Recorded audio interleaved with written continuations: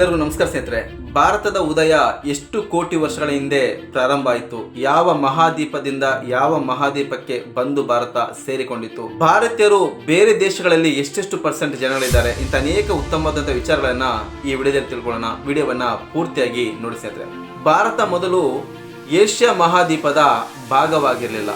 ಭಾರತವು 10 ಕೋಟಿ ವರ್ಷಗಳ ಹಿಂದೆ ಆಫ್ರಿಕಾ ಮಹಾದ್ವೀಪದಿಂದ ತುಂಡಾಗಿ ಬೇರ್ಪಟ್ಟು ಒಂದು ವರ್ಷಕ್ಕೆ 20 ಸೆಂಟಿಯಷ್ಟು ಚಲಿಸ್ತಾ ಬಂತು. ಸುಮಾರು 3.5 ಕೋಟಿ ವರ್ಷಗಳ ಹಿಂದೆ ಯುರೇಷಿಯಾ ಮಹಾದ್ವೀಪಕ್ಕೆ ಡಿಕ್ಕಿ ಹೊಡೆದು ಭಾರತದ ಉದಯವಾಯಿತು. ಆ ಹೊಡೆದಂತ ಡಿಕ್ಕಿ ಯಾವ ಫೋರ್ಸ್ ಅಲ್ಲಿ ಇತ್ತು ಅಂದ್ರೆ, ಹೊಡೆದ ಫೋರ್ಸ್ಗೆ ಹಿಮಾಲಯ ಪರ್ವತವೇ ನಿರ್ಮಾಣವಾಯಿತು. ಈ ರೀತಿ 3.5 ಕೋಟಿ ವರ್ಷಗಳ ಹಿಂದೆ ಭಾರತದ ಉದಯವಾಯಿತು.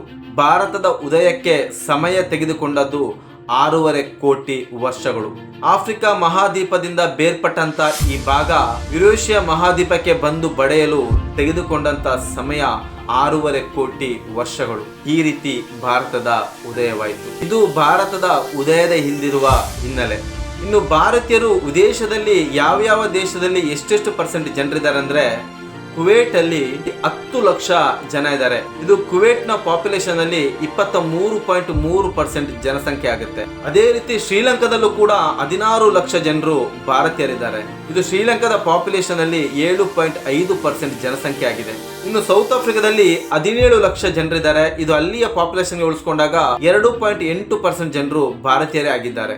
ಯುನೈಟೆಡ್ ಕಿಂಗ್ಡಮ್ ಅಲ್ಲಿ ಸುಮಾರು 18 ಲಕ್ಷ ಭಾರತೀಯರಿದ್ದಾರೆ. ಇದು ಅಲ್ಲಿಯ ಟೋಟಲ್ ಪಾಪ್ಯುಲೇಷನ್ ಗೆ ಹೋಲಿಸಿಕೊಂಡಾಗ ಸುಮಾರು 2.8% ಜನರು ಭಾರತೀಯರೇ ಆಗಿದ್ದಾರೆ. ಇನ್ನು ಮ್ಯಾನ್ಮಾರ್ ನಲ್ಲಿ 20 ಲಕ್ಷ ಭಾರತೀಯರಿದ್ದಾರೆ.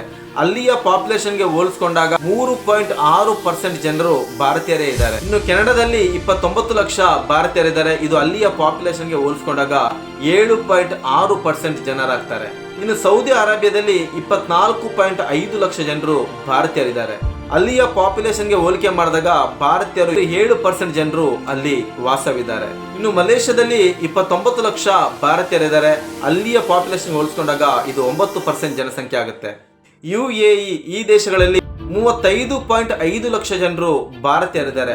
ಅಲ್ಲಿಯ ಪಾಪ್ಯುಲೇಷನ್ ಗೆ ಹೋಲಿಸಿಕೊಂಡಾಗ ಸುಮಾರು 36% ಜನಸಂಖ್ಯೆ ಭಾರತೀಯರೇ ಆಗಿದ್ದಾರೆ. ಯುನೈಟೆಡ್ ಸ್ಟೇಟ್ ಅಮೆರಿಕದಲ್ಲಿ ಸುಮಾರು 54 ಲಕ್ಷ ಜನ ಭಾರತೀಯರಿದ್ದಾರೆ. ಅಲ್ಲಿಯ ಪಾಪ್ಯುಲೇಷನ್ ಗೆ ಹೋಲಿಸಿಕೊಂಡಾಗ 1.6% ಜನಸಂಖ್ಯೆ ಆಗುತ್ತೆ. ಒಟ್ಟಾರೆ ಭಾರತದಿಂದ ಹೊರಗೆ ಉಳಿದವರ ಭಾರತೀಯರ ಸಂಖ್ಯೆ 2,53,00,000ಕ್ಕೂ ಅಧಿಕ ಜನರು ಭಾರತೀಯರಾಗಿ ಭಾರತದಿಂದ ಹೊರ ದೇಶಗಳಿಗೆ ಹೋಗಿ ಅಲ್ಲಿಯೇ ಸೆಟ್ಲ್ ಆದವರು ಕೂಡ ಇದ್ದಾರೆ, ಕೆಲಸಕ್ಕಂತ ಹೋದವರು ಕೂಡ ಇದ್ದಾರೆ ಸ್ನೇಹಿತರೆ. ಆದಷ್ಟು ಬೇಗ ಭಾರತ ಕೂಡ ಒಂದು ಬಲಿಷ್ಠ ರಾಷ್ಟ್ರವಾಗ್ಲಿ, ಭಾರತದಿಂದ ಹೊರಗೆ ಹೋದವರು ಎಲ್ಲರೂ ಕೂಡ ಮರಳಿ ಭಾರತಕ್ಕೆ ಬರಲಿ ಅನ್ನೋದೇ ನನ್ನ ಉದ್ದೇಶ ಸ್ನೇಹಿತರೆ. ವಿಡಿಯೋವನ್ನ ಪೂರ್ತಿ ನೋಡಿದಂತ ಸಮಸ್ತ ಕನ್ನಡಿಗರಿಗೆ ಧನ್ಯವಾದಗಳನ್ನು ಸಲ್ಲಿಸುತ್ತಾ, ಇಂಥ ಅನೇಕ ಉತ್ತಮವಾದಂಥ ವಿಚಾರಗಳನ್ನ ಈ ಚಾನಲ್ ಮುಖ ತಿಳಿಸ ಬರ್ತೀನಿ. ದಯವಿಟ್ಟು ಚಾನಲ್ನ ಸಬ್ಸ್ಕ್ರೈಬ್ ಮಾಡಿ. ವಿಡಿಯೋ ಇಷ್ಟ ಆಯ್ತಂದ್ರೆ ಲೈಕ್ ಮಾಡಿ, ಶೇರ್ ಮಾಡಿ. ಮತ್ತೆ ಮುಂದಿನ ಸಂಚಿಕೆಯಲ್ಲಿ ಇನ್ನೊಂದು ಉತ್ತಮವಾದಂಥ ವಿಚಾರದೊಂದಿಗೆ ನಿಮ್ಮ ಮುಂದೆ ಬರ್ತೀನಿ. ಅಲ್ಲಿವರೆಗೂ ನಮಸ್ಕಾರ ಸ್ನೇಹಿತರೆ.